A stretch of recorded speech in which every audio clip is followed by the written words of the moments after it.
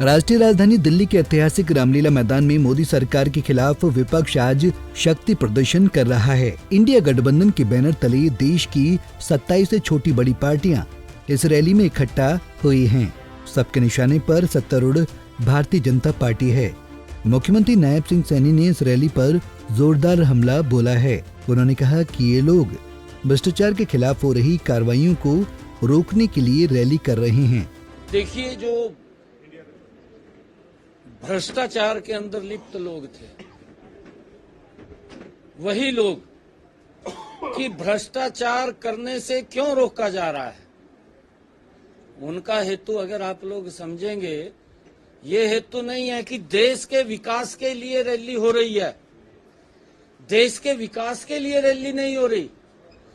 भ्रष्टाचार जो लोग कर रहे थे कि उन लोगों को भ्रष्टाचार करने देना चाहिए, उसके लिए ये रैली हो रही है। ये देश समझ रहा है, देश देख रहा है, जो ये गठबंधन गठबंधन के लोग हैं और जिस प्रकार से इनकी एक सोच बनी है।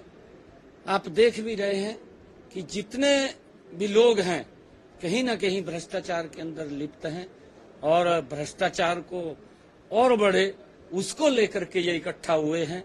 देश जान रहा है और उस भ्रष्टाचार का असर कहीं ना कहीं देश के गरीब व्यक्ति के ऊपर पड़ता है। अगर कहीं भ्रष्टाचार होता है तो कहीं विकास बाधित होता है, कहीं गरीब को जो सुविधा मिलती है वो बाधित होती है। ये उदाहरण भी है हमारे सामने। ये उदाहरण ये है कि आज प्रधानमंत्री जी ने 5 लाख रुपए का आयुष्मान कार्ड दिया। ये सोच से परे था, क्योंकि भ्रष्टाचार की भेंट पहले चढ़ जाता था। 2014 से पहले लोगों तक लाभ नहीं पहुंचता था, परंतु नरेंद्र मोदी जी ने उस भ्रष्टाचार के ऊपर अंकुश लगाया और 5 लाख रुपए का अधिकार गरीब व्यक्ति को मिला। ये विकास भी आगे बढ़ा है। अगर आप लोग देखेंगे कि आज देश के अंदर इन 10 वर्षों में रोड का इंफ्रास्ट्रक्चर, रेलवे की कनेक्टिविटी, एयर की कनेक्टिविटी और देश के अंदर कितनी गति से एम्स खड़े हुए हैं। अगर हम पिछले 55 साल लगातार कांग्रेस देश के ऊपर शासित रही है, उनके कार्यकाल को भी देश को दिखाने का आप लोग काम करेंगे कि उनके 55 साल के कार्यकाल में देश में इतनी गति से विकास हुआ है। नरेंद्र मोदी जी के इन 10 वर्षों में इतनी गति से विकास हुआ है। ये आपको भी मैं आग्रह करूंगा, क्योंकि आप जागरूक मीडिया है, उस अंतर को भी देश के सामने लाना चाहिए, जिससे पता चले कि भ्रष्टाचार के कारण बहुत सारे गरीब लोगों के अरमान दब जाते थे, परंतु नरेंद्र मोदी जी के नेतृत्व के अंदर चाहे 4 करोड़ लोगों को नए मकान बना करके देने की बात है, चाहे हर घर के अंदर नल और स्वच्छ जल पहुंचाने की बात है, चाहे 11.5 करोड़ बहनों को शौचालय देने की बात है। ये गति अगर विकास की चली है, चाहे देश के अंदर 23 एम्स फंक्शनल है और लगभग 28-29 एम्स वो बन रहे हैं, ये लगातार देश के अंदर ये गति विकास की लोगों के हित के लिए दिखाई देती। मुख्यमंत्री नायब सिंह सैनी ने केंद्रीय एजेंसियों की सक्रियता पर कहा कि कांग्रेस के जमाने में भी ये एजेंसियां कार्रवाई करती थीं। ईडी, सीबीआई स्वतंत्र एजेंसियों जो भ्रष्टाचार के सबूत मिलने पर ही एक्शन लेती हैं। देखिए, ये तो कांग्रेस के समय में भी होता था।